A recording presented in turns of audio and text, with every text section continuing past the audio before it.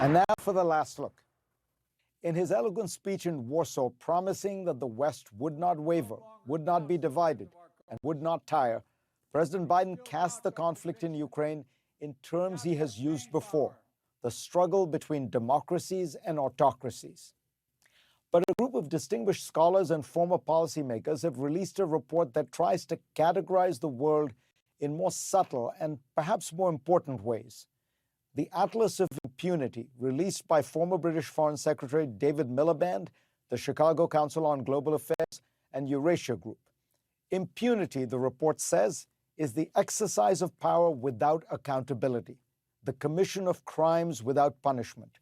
When the prevailing sense is the law is for suckers, impunity thrives when the imbalance of power is so great that the powerful think they do not have to follow the rules.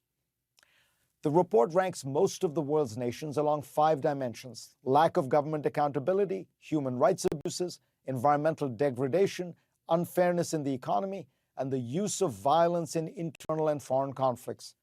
It largely draws on the work of other groups who have made indices such as the Rule of Law Index, Freedom in the World, World Press Freedom Index, Economic Freedom Index, but these various scores are intelligently integrated to provide a much more powerful and complete picture.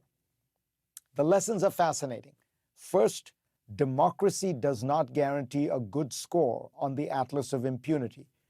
The report shines a light on democratic countries like Turkey, Mexico, and India, which, despite having free elections, score poorly on other dimensions like human rights.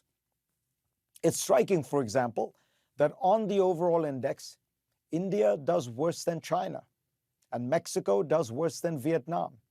Iraq comes in as the 7th worst ranked country on the planet, a sobering reminder of the failure of America's effort to spread democracy in the Middle East. The report confirms my description of the growing danger of illiberal democracy that I first identified 25 years ago.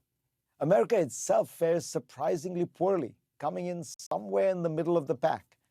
This is largely because it scores poorly on the conflict and violence measure, but also poorly on human rights and economic inequality indicators.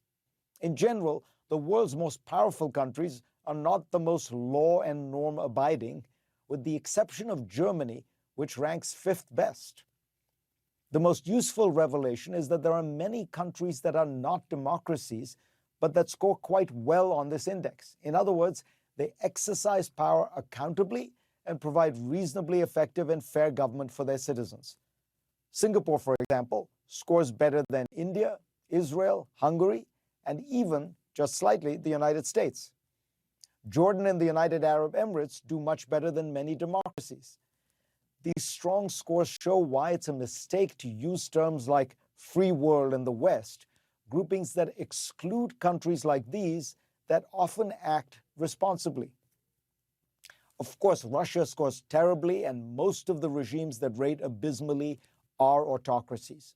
The country with the worst score is, unsurprisingly, Afghanistan, followed by Syria, Yemen, and Myanmar. The best are the familiar set of Northern European countries. But between those two obvious extremes, this report provides a wealth of nuance, helping us see the gray tones in which the world is truly painted. Thanks to all of you for being part of my program this week. I will see you next week.